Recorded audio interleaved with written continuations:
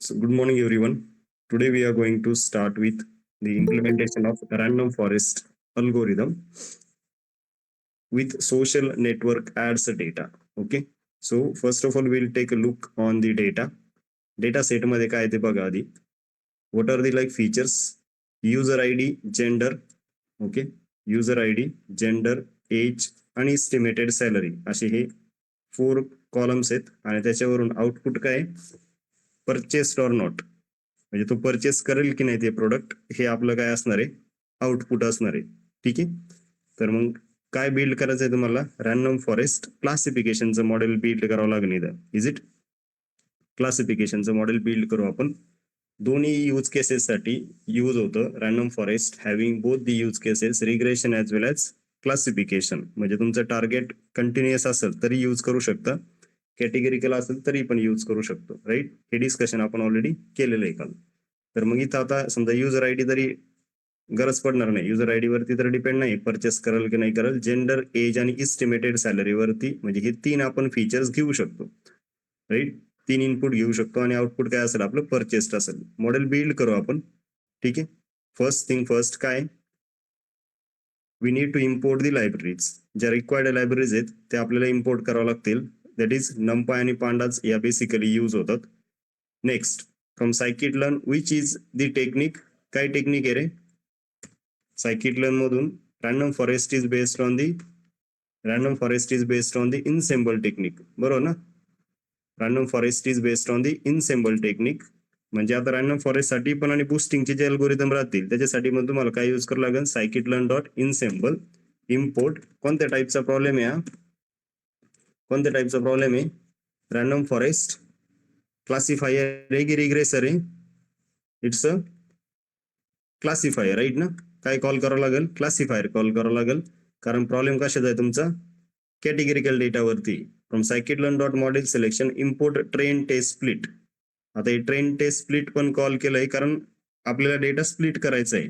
Okay. From model selection import grid search CV आणि randomize search CV. What is this grid search CV आणि randomize search CV काय grid search CV आणि randomize search CV कशाच्या techniques आहेत. Yes guys कशाच्या techniques आहेत hyper parameter ट्युनिंगचे techniques आहेत. बरोबर. की ज्याने आपण पॅरामीटर सिलेक्ट करू शकतो की मॅक्सिमम डेप्थ किती ठेवायची, मिनिमम सॅम्पल स्प्लिट किती ठेवायची, मिनिमम सॅम्पल लीफ किती ठेवायची. नंतर आता काल एक एक्स्ट्रा पॅरामीटर घेतला आपण रॅन्डम फॉरेस्टसाठी की तुम्हाला ट्रीज किती फॉर्म करायचे. That is an estimator. बरोबर ना. डिफॉल्ट व्हॅल्यू तो 50 घेतो. पण तुम्हाला जर असं द्यायचं आहे की समजा 1 पासून तर 100 पर्यंत कोणती व्हॅल्यू बेस्ट आहे या मॉडेलसाठी. ओके. तर मग ते देऊ शकतो आपण. Next as it is a problem of classification metrics काय काय येतील रे accuracy score classification report confusion matrix precision हे आपण एवढं घेऊ शकतो. आपण कशामध्ये इंटरेस्टेड आहे अॅक्युरसी स्कोर मध्ये इंटरेस्टेड आहे. आणि खाली जे दिलं होतं हे मीन ऍब्सोल्यूट एरर किंवा स्क्वेअर्ड एरर R2 स्कोर कशासाठी रिग्रेशनचा प्रॉब्लेम असेल तर. So this will be the like minimum requirement of the libraries. एवढ्या लायब्ररीज आपल्याला कॉल करावं लागतील. Then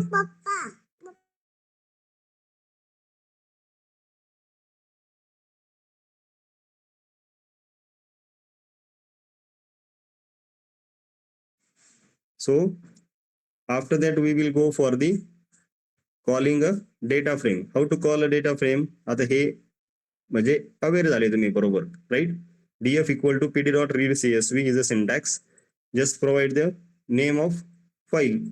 Okay. If it is not known just give some letters social network ads and just execute this. So this will be your data frame which is having total 5 columns. 5 columns आहेत. User I D आपण नंतर drop साठी जाणार आहे. आणि जर याची information check केली if I use a df.info what it is giving total 400 entries are there 5 columns are there.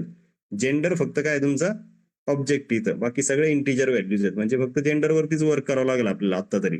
आणि सगळ्या व्हॅल्यूज नॉट नल आहेत म्हणजे याच्यामध्ये क्लिनिंग साठी काही नाही नल व्हॅल्यूज नाही काही. राईट. नंतर आउटलायर्स वगैरे पण चेक करू शकतो आपण बट आउटलायर्स पण येणार नाही कारण जेंडर दिलंय एजच्या व्हॅल्यूज आपण चेक करू शकतो. जर करायचं असेल तर समजा इथं मी जर असं चेक केलं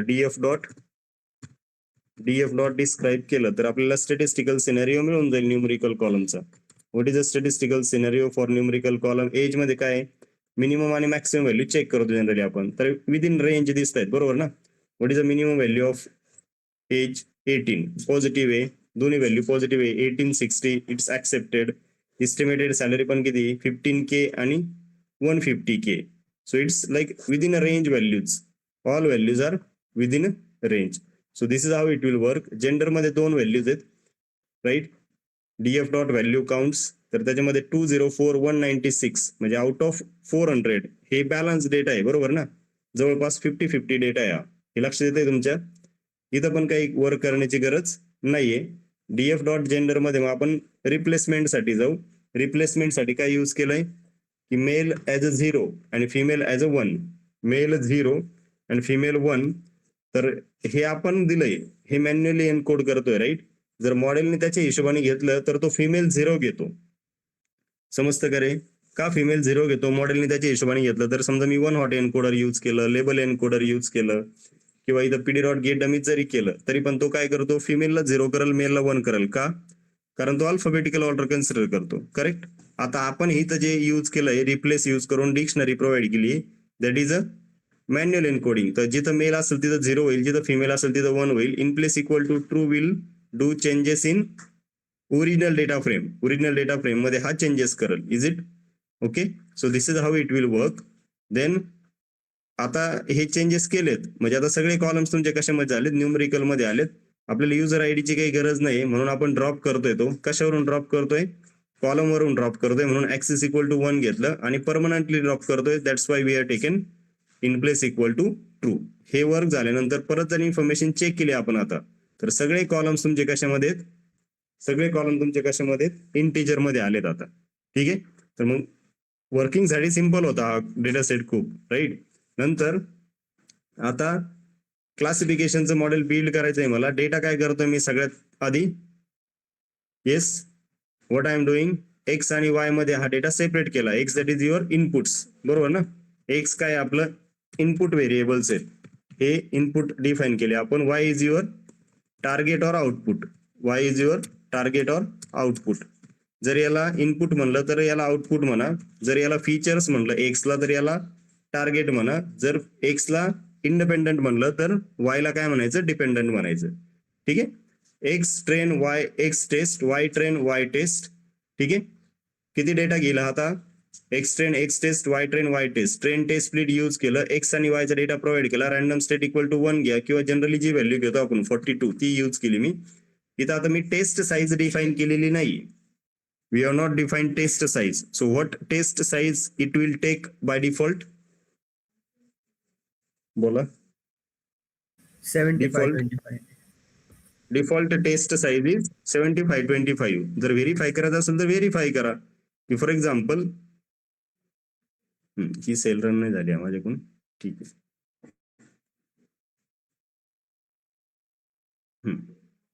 आता बघा Y test value counts total जर बघायचं असेल, सॉरी पाहिजे त्याचा शेप चेक करून घ्या. एक्स ट्रेन मध्ये किती व्हॅल्यूज गेलेत राईट ना. 75% व्हॅल्यू जायला पाहिजे. सो 400 चे 75% राईट. 400 चे 75% किती व्हॅल्यूज जात आहे बघा, 300 व्हॅल्यूज जायला पाहिजे त्याच्यामध्ये. 300 व्हॅल्यूज कशासाठी, ट्रेनिंग साठी. जर तुम्ही एक्स ट्रेन शेप चेक केला, what is that 300 into 3. So 300 रोज आणि 3 कॉलम्स. आणि मग उरलेले किती 100 कशासाठी जातील, टेस्टिंग साठी जातील. त्या 100 मध्ये कसा सिनारिओ आहे की 63 व्हॅल्यूज आर सिलेक्टेड फॉर 0 आणि 37 व्हॅल्यूज काय 1च्या आहेत. रॅन्डम फॉरेस्ट क्लासिफायरचं मॉडेल कॉल करताना काय हे नाव काय देऊ शकतो मी, RFCLF. RFCLF काय म्हणलं मी, रॅन्डम फॉरेस्ट क्लासिफिकेशन. असंच RF REG असं राईट करू शकतो me for regression.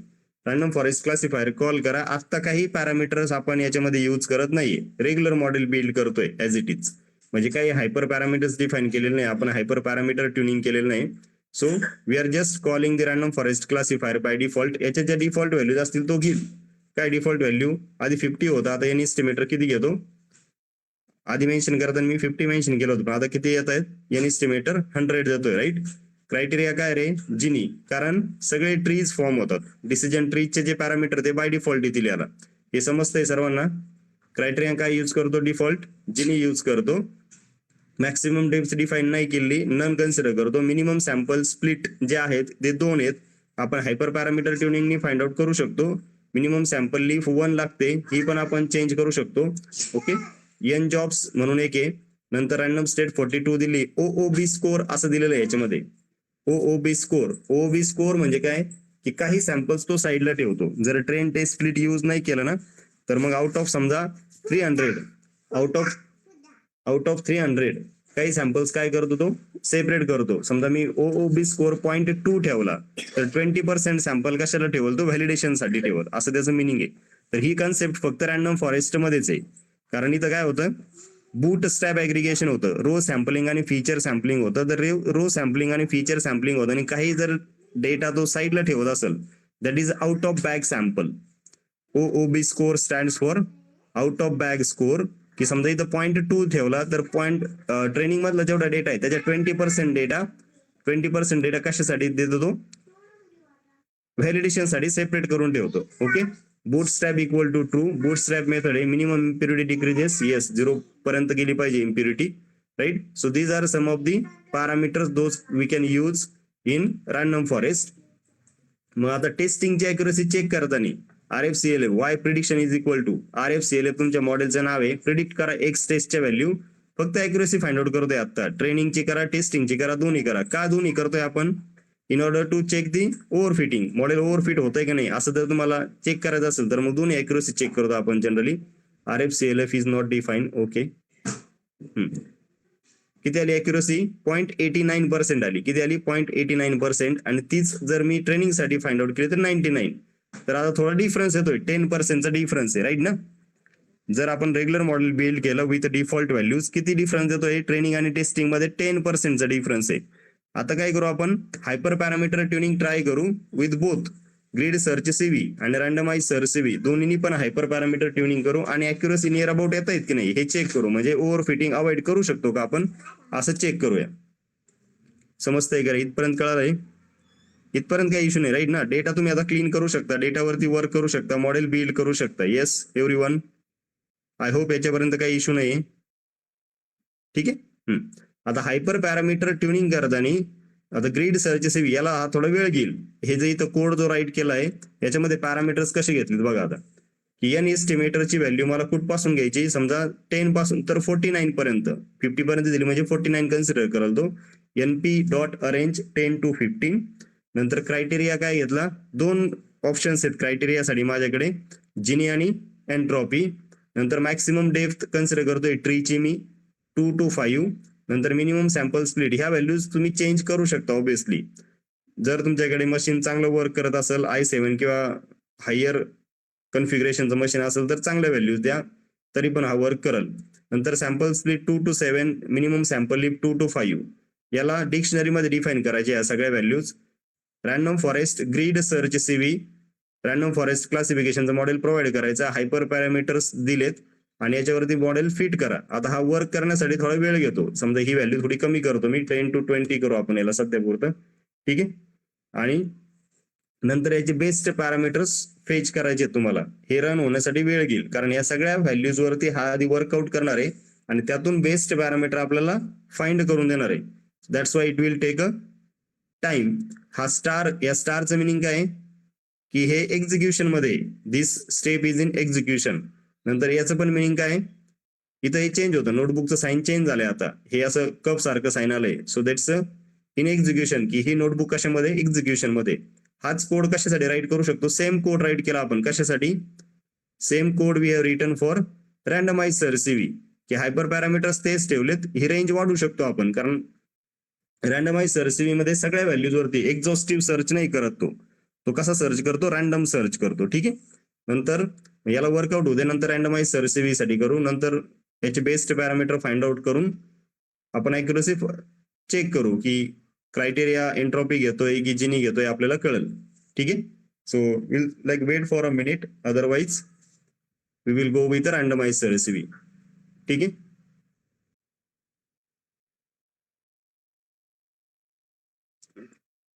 So as it is taking time for the grid search CV, we will go with the randomized search CV. Same parameters ठेवलेत, आणि estimator 10 to 50, Gini 2 to 5 depth. Sample split 2 to 7 असे parameters define केलेत. ठीक आहे. So it will take less time as compare to grid search CV. Grid search CV पेक्षा हा कमी वेळ घेतो, कारण का की रॅन्डमली सर्च करतो, राईट ना. 10 to 50 पर्यंत असं एक्झॉस्टिव्ह नाही जातो. 10, 11, 12 रॅन्डम घेतो. याचे जे पॅरामीटर्स जर फेच करायचे असेल आपल्याला, तर मग पॅरामीटर्स काय आले तो किती म्हणतोय, याच्यापैकी 10 to 50 मध्ये 37 ला बेस्ट देऊ शकतो हा. स्प्लिट 4 ठेवा आणि लीफ 2 ठेवा. नंतर मॅक्सिमम डेप्थ 4 घ्या आणि क्रायटेरिया जिनी. तर इथं मग चेंज करू आपण त्याप्रमाणे. त्याचा इन्स्टन्स क्रिएट करताना RFCLF इक्वल टू, इथं पाहिजे तर तसं म्हणू शकतो तुम्ही की हा जो क्रिएट करतोय RFCLF using randomized search CV साठी, राईट ना. Random forest classification model using randomized search CV, random forest classifier, n estimator equal to, yes, n estimator equal to किती घ्यायची व्हॅल्यू, 37 द्यायची आहे, करेक्ट. 37. मॅक्स डेप्थ किती घ्यायची म्हटलंय, 4 घ्या म्हटलंय, right. Max depth is 4. Then minimum sample split 4, minimum sample split is 4 आणि minimum sample leaf is 2. Criteria काय घ्या, जिनी घ्या असं म्हटलंय. ठीक आहे. Criteria is Gini. नंतर RFCLF या मॉडेलवरती काय करा, डेटा फीड करा एक्स ट्रेन आणि वाय ट्रेनचा. हे फीड झाल्यानंतर याच्यावरून आपल्याला टेस्टिंग करायची आता. ठीक आहे. Y prediction is equal to RFCLF randomize search we predict x test value, test accuracy is equal to accuracy score of y test comma y pred. ठीक आहे. किती आली, 0.92 आली. आता टेस्टिंगची ॲक्युरसी थोडी वाढली, बरोबर ना. 89 ची किती झाली, 0.92 झाली. आणि नंतर परत ट्रेनिंगची ॲक्युरसी किती देतोय, ट्रेनिंगची किती देतोय, 91 देतोय. ठीक आहे. सो दिस इज, म्हणजे ह्या नियर व्हॅल्यू झाल्यात. आता तुम्ही हे ऑब्झर्व करू शकता, बरोबर ना. 99 आणि 89 हा जो डिफरन्स होता की training accuracy is very high as compare to testing accuracy, त्या व्हॅल्यूज कुठे आल्यात, सेम आल्यात जवळपास. येतंय लक्षात तुमच्या. म्हणजे हे ऑप्टिमाइज्ड मॉडेल आहे. हायपर पॅरामीटर ट्युनिंग नंतर मॉडेल काय होतं, ऑप्टिमाइज्ड होतं. म्हणजे ट्रेनिंग आणि टेस्टिंगची ॲक्युरसी मॅच होतं. जसं तो लर्न करतोय तसंच तो आपल्याला प्रिडिक्शन देतोय, याचा अर्थ असा आहे. समजतंय का रे. डन इथपर्यंत. हे फक्त हे होण्यासाठी वेळ लागेल, कोणतं, ग्रीड सर्च सीव्ही, कारण हा एक्झॉस्टिव्ह सर्च करतो, तुमच्या एंडला रन होईल. ठीक आहे. आता फक्त वेळ नाही जावं म्हणून आपण असं घेतलंय. ठीक आहे. याच्यात दुसरी एक मेथड आहे की आपण काय, याची कन्सेप्ट काय आहे, रॅन्डम फॉरेस्ट काय सांगतो की तुमचा डेटा डिस्ट्रीब्यूट होतो, बरोबर ना. मग कधी कधी काय असं म्हणतात, किंवा मग असं तुम्हाला कधी ऐकायला भेटेल की रॅन्डम फॉरेस्टमध्ये ट्रेन टेस्ट स्प्लिट करण्याची गरज नाही, डेटा डिस्ट्रीब्यूट करण्याची गरज नाही. पण ती जनरली यूज होत नाही मेथड. म्हणजे करू शकतो असं, विदाउट ट्रेन टेस्ट स्प्लिट पण जाऊ शकतो, कारण तो डेटा काय करतो, वेगवेगळ्या डिसिजन ट्रीला डिवाइडच करतो. दुसरी एक मेथड आहे त्याच्यामध्ये असं सजेस्ट केलं जातं की क्रॉस व्हॅलिडेशन यूज करा. काय यूज करा, क्रॉस व्हॅलिडेशन यूज करा. क्रॉस व्हॅलिडेशन म्हणजे काय की सपोज आपल्याकडे 100 डेटा पॉइंट आहेत किंवा 100 रोज आहेत, तर मग तो काय करतो, जर मी क्रॉस व्हॅलिडेशन 5 यूज केलं, सीव्ही इक्वल टू काय यूज केलं, 5 यूज केलं, तर तो काय करतो, त्या 100 पॉईंट्सला 5 पार्ट्स मध्ये डिवाइड करतो. ठीक आहे. 20 20 20 असे 5 पार्ट्स मध्ये डिवाइड करतो. 4 पार्ट्स ट्रेनिंगसाठी यूज होतात, 1 पार्ट टेस्टिंगसाठी यूज होतो. पण हे रिपिटेशन किती वेळा होतं, हे रिपिटेशन किती वेळा होतं, 5 वेळेला होतं. म्हणजे 5 वेळेला ही प्रोसेस करतो. म्हणजे प्रत्येक पार्ट ट्रेनिंग मध्ये पण जातो आणि टेस्टिंग मधून पण जातो. समजा पहिले 4 पार्ट यूज झाले ट्रेनिंगसाठी, तर 5वा पार्ट टेस्टिंगसाठी, परत 2 3 4 5 ट्रेनिंगसाठी यूज होईल, फर्स्ट पार्ट टेस्टिंगसाठी यूज होईल, परत 3 4 5 1 हे ट्रेनिंगसाठी यूज होतील, सेकंड पार्ट कशासाठी यूज होईल, टेस्टिंगसाठी यूज होईल. ही प्रोसेस किती वेळा होईल, 5 टाइम्स होईल. So that is a process of K fold cross validation. त्या प्रोसेसला काय म्हटलं जातं, के फोल्ड क्रॉस व्हॅलिडेशन. तर मॉडेल सिलेक्शन मधून त्यासाठी काय इम्पोर्ट करावं लागेल आपल्याला, क्रॉस व्हॅलिडेशन स्कोर चेक करण्यासाठी आणि स्ट्रेटिफाईड के फोल्ड या दोन ऍट्रिब्यूट्स का फंक्शन्स कॉल करावं लागतात from scikit-learn dot model selection मधून. आपण सेपरेट मॉडेल क्रिएट करू. याच्यासाठी model is equal to random forest classifier, n estimator 100च घेतलेत, मॅक्स डेप्थ 5 कन्सिडर केली, रॅन्डम स्टेट 42 कन्सिडर केली. ठीक आहे.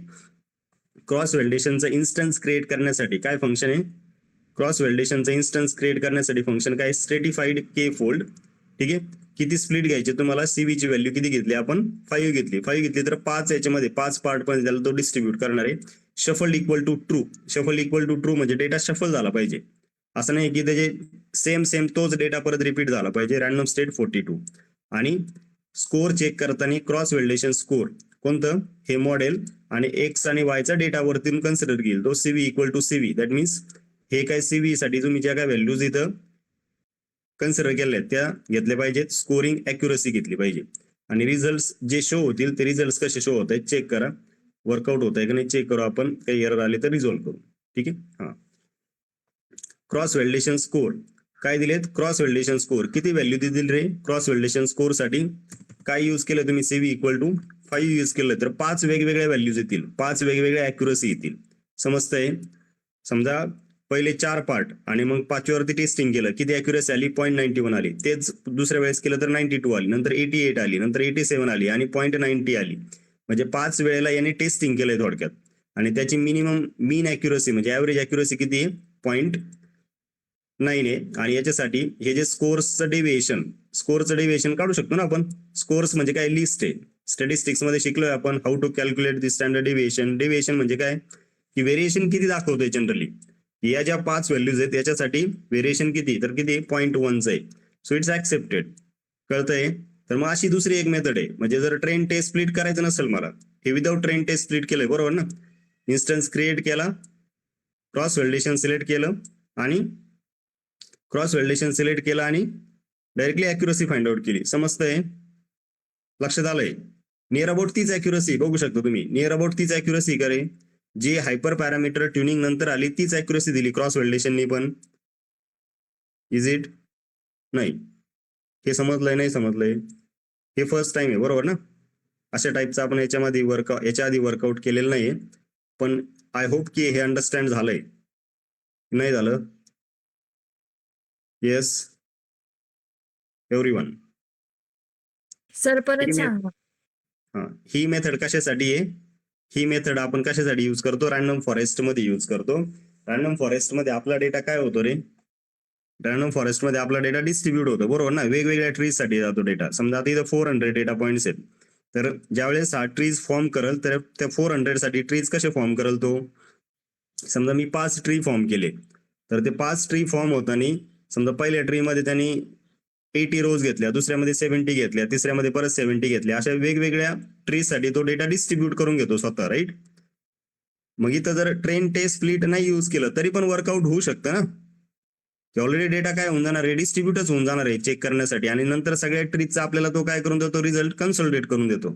तर मग इथं दुसरी एक मेथड आहे that is non as cross validation technique. Cross validation म्हणजे काय करतो की जेवढे तुम्ही स्प्लिट्स द्याल, याला किती स्प्लिट दिले मी इथं, 5 स्प्लिट दिले. किती स्प्लिट दिले, 5 स्प्लिट दिले. तर 5 स्प्लिट म्हणजे हा तुमचा जो काही डेटा आहे 400 डेटा आहे आपल्याकडे. किती डेटा सेट आहे, पूर्ण डेटा सेट कितीचा आहे, 400 रोज आहेत, राईट ना. तर या 400 रोज तो डिवाइड करल. की समजा इक्वली तर नाही करत ऑलवेज, पण 80 किती याच्यामध्ये डिवाइड झाला, हा 5 पार्ट मध्ये डिवाइड झाला बरोबर आहे. किती याच्यामध्ये डिवाइड झाला, 5 पार्ट्स मध्ये डिवाइड झाला. आता याचं व्हॅलिडेशन किती वेळा करेल तो, 5 वेळेला करेल. कसं की हे जे पहिले 320 पॉइंट्स आहेत हे ट्रेनिंग साठी यूज होतील आणि ह्या 80 वरती तो काय करेल, त्याला टेस्ट करेल. त्याची अॅक्युरेसी किती आली, 0.91 आली. हे फक्त व्हिज्युअलाइज होण्यासाठी समजून सांगतोय मी. म्हणजे प्रोसेस कशी होते, आलं लक्षात. की पहिले 4 पॉइंट कशासाठी यूज होतील, ट्रेनिंग साठी यूज होईल. 5व्या पार्ट वरती काय करेल तो, त्याला टेस्ट करेल. किती अॅक्युरेसी आली टेस्टिंगची, 0.91 आली. समजलं साक्षी, यस सर. बरोबर.